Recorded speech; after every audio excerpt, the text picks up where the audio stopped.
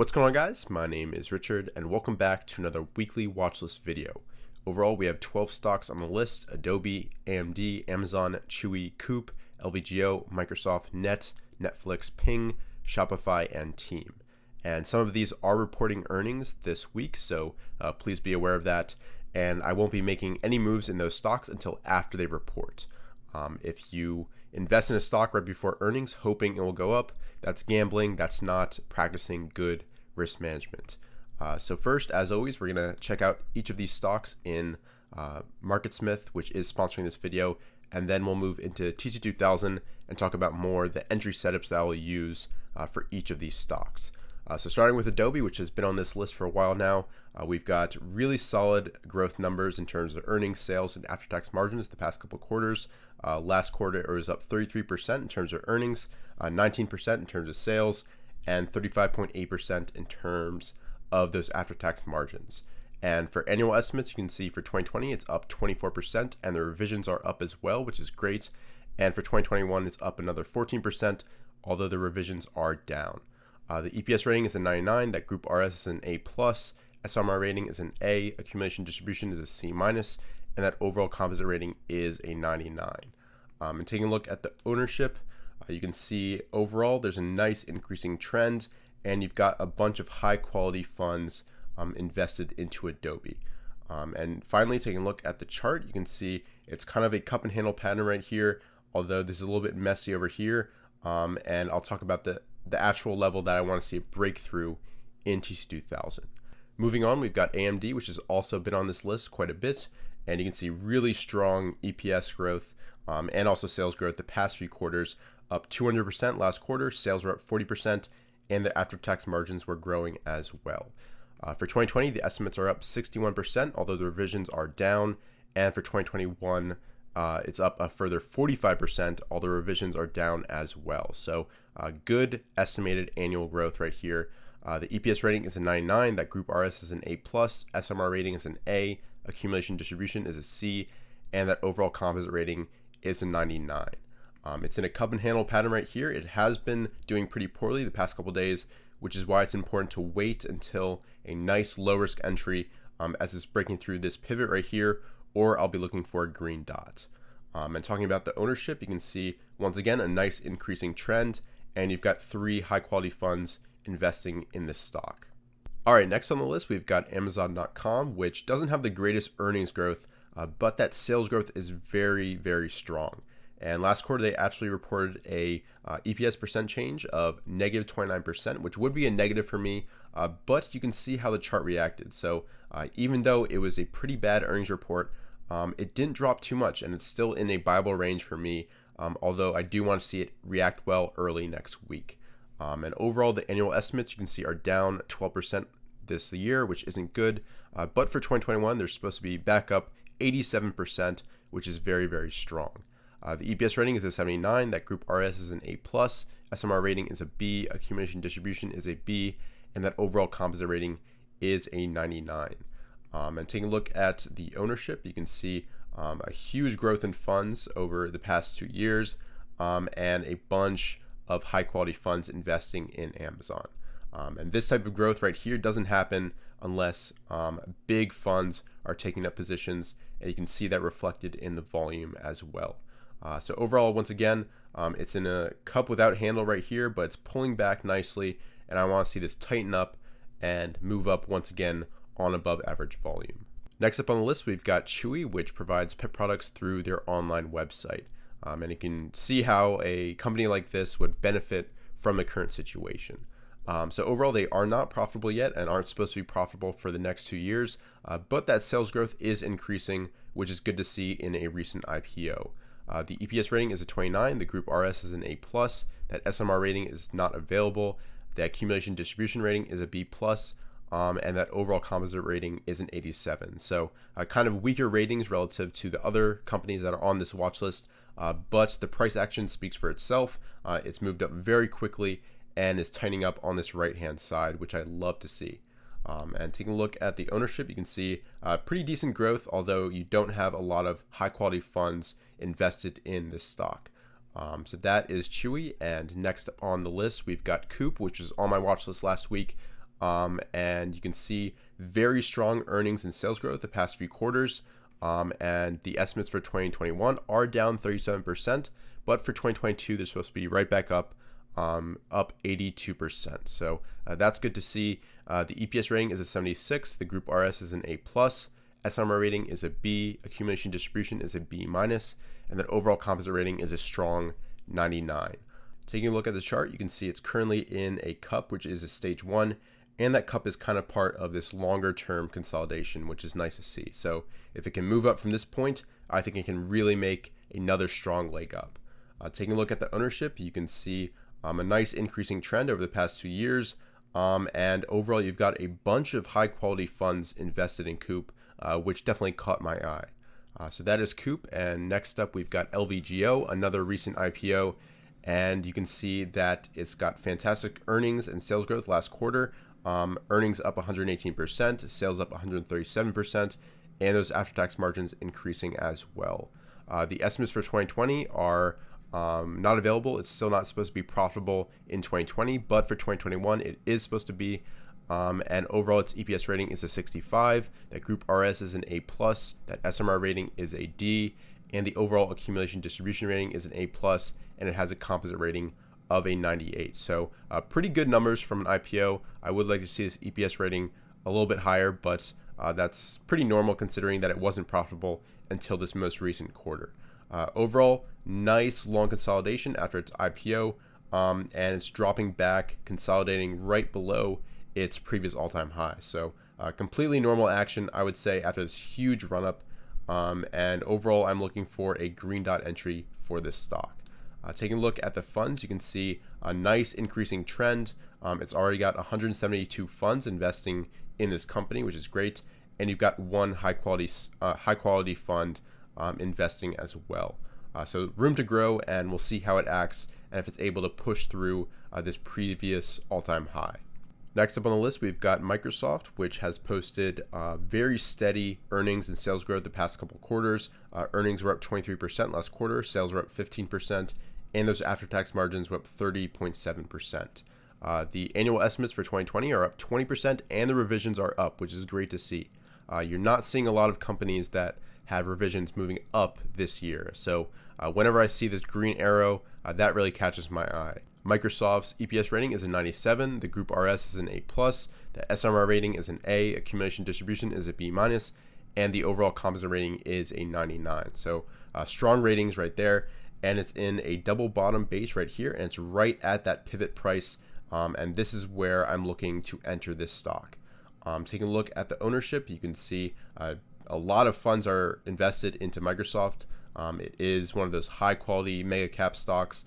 And you can see a lot of high quality funds are invested as well. So that's great to see. And overall, that RS line is right near all-time highs, and it seems ready to make its move and challenge its previous all-time highs.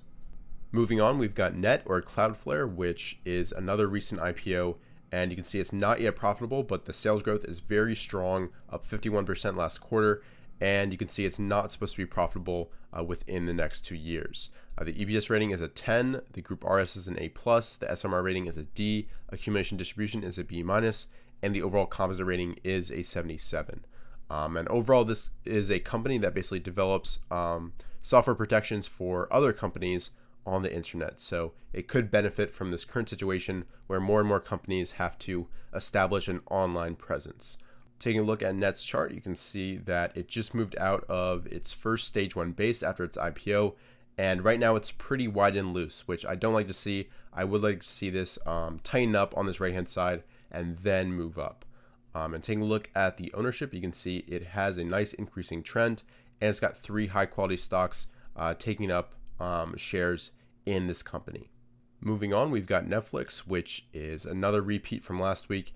And you can see that for a huge company like this, the sales growth and earnings growth is fantastic. Up 107% last quarter, sales were up 28%, and those after-tax margins were up 12.3%.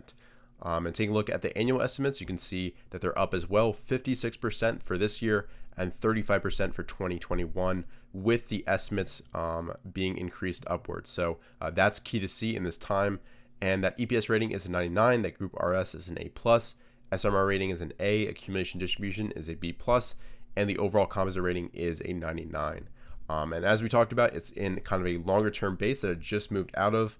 So we'll see if it can stay up there, stay above this key line of support right here at this 400 level, and hopefully move up once again. Taking a look at the ownership, you can see a nice increasing trend, and you've got some high quality funds investing in Netflix as well. Next up on the list, we've got Ping, which provides security solutions that enable secure access to services and applications. So a little bit similar to Net. And what stands out for me is that it actually is profitable. And you can see nice earnings growth and sales growth the past few quarters, up 100% last quarter. Sales were up 15%, and those after-tax margins were up 16.4%.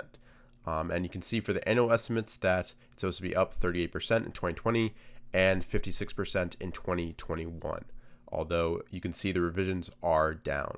The EPS rating is an 80, the Group RS is an A, that SMR rating is a C, accumulation distribution is a B, and that overall composite rating is a 96. So pretty good ratings, honestly, for a recent IPO. And you can see that from its chart, it's moved out of its IPO base, it's consolidating a little bit, and maybe forming a bit of a cup and handle right here. And this is where I'm looking to enter, although it does have its next earnings report in 3 days. So keep that in mind. Taking a look at the fund ownership, you can see a nice increasing trend, although you don't see any of those key mutual funds invested into Ping.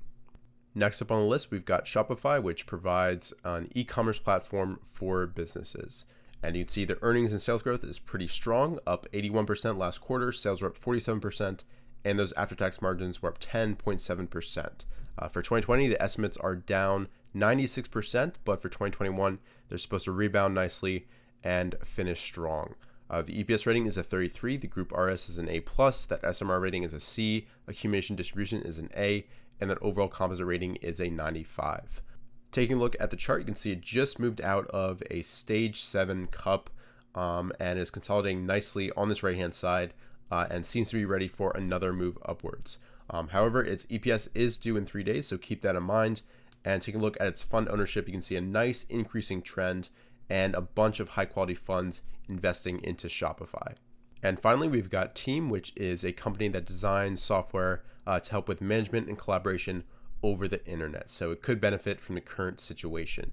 Overall, it's got nice earnings and sales growth the past 3 quarters, up 19% last quarter. Sales were up 33%, and margins were up 15%. For 2020, the estimates are up 28%, and the estimates are up. The 2021 numbers are up 21%, although the estimates are down. The EPS rating is a 98, that Group RS is an A, SMR rating is an A, accumulation distribution is a B+, and that overall composite rating is a 99. Taking a look at its chart, it's also kind of in a longer term base right here that it could just right now be emerging from, and you can see it just broke out of a cup and handle pattern. Taking a look at its funds, you can see a big increase over the past 2 years and a bunch of funds that are in the IBD Mutual Fund Index. All right, so now that we've talked about the fundamentals for all these stocks, let's head over to TC2000 and talk about buy points. So first off, with Adobe, you can see I've identified this 350 resistance level right here that it did try to break a couple times last week, but didn't manage to overcome that. So a breakthrough of this level on above average volume for me would be an indication to buy shares. And it also could be forming a green dot, so keep on the lookout for that as another potential setup. Moving on, we've got AMD, which is moving down from this handle right here. And I don't like to see that's kind of gapping down on above average volume, but it is about to meet some significant support potentially right here at the 50-day moving average and also this previous all-time high. So keep on the lookout for that, and I would probably use a green dot indicator as it bounces back up from this and has a stochastic cross. Next up, we've got Amazon, which is right now forming a nice tight consolidation right here. And is reacting decently to its bad earnings report. So if it can stay above this green line, I would try to use a green dot indicator as my entry setup. Moving on, we've got Chewy, which is also consolidating right over its green line. And I would either use a green dot signal as my entry or a breakthrough of this 46.35 level on above average volume. Next up, we've got Coop, which is also consolidating right near its all-time high. and I want to see a breakthrough of this level right here on above average volume. So it could be forming a handle right here, which is something to keep in mind. It might not be ready quite yet, but this is one to keep on your radar. Moving on, we've got LVGO, which is also consolidating right near its previous all-time high at 45.56. So the entry setup that I'm looking to use here is a green dot entry. So it would have to start moving up once again and form a stochastic cross down here. Next up, we've got Microsoft, which I'm looking to break through this previous pivot point right here at the 180 level on above average volume, or it could form another green dot entry. Next up, we've got Net, which is also consolidating right above its previous green line. And I said in Marketsmith that I want to see it consolidate a little bit more because it is kind of wide and loose. But if it can start moving up and have another green dot cross, I would be willing to buy shares of this company. Next up, we've got Netflix, which is also consolidating right near its previous green line, and it's very close to a green dot. So that is the entry setup that I'm looking to use with Netflix. Next up, we've got Ping, which I also want to see a breakthrough of this 26.31 level on above average volume, which it didn't manage to do right here. Or I could also use a green dot entry setup as we're very close to a stochastic cross. Next up, we've got Shopify, which is also consolidating really nicely right here. I probably won't get an entry signal until after the earnings report, but we'll see how that works out. But I really like how tight this is. You can see barely any change right here, which signifies nobody wants to sell. And in fact, institutions could be acquiring shares. So that's what I see with Shop, and I want to see either a green dot or a gap up on above average volume. And finally, we've got Team, which I want to see break through this 156 level on above average volume or form a stochastic cross. So overall, those are the entry setups that I plan to use for these companies. If you have any thoughts or questions about my methods, please go ahead and leave a comment down below. And of course, leave a like on the video and subscribe if you're new to the channel. And I'll see you guys in future videos.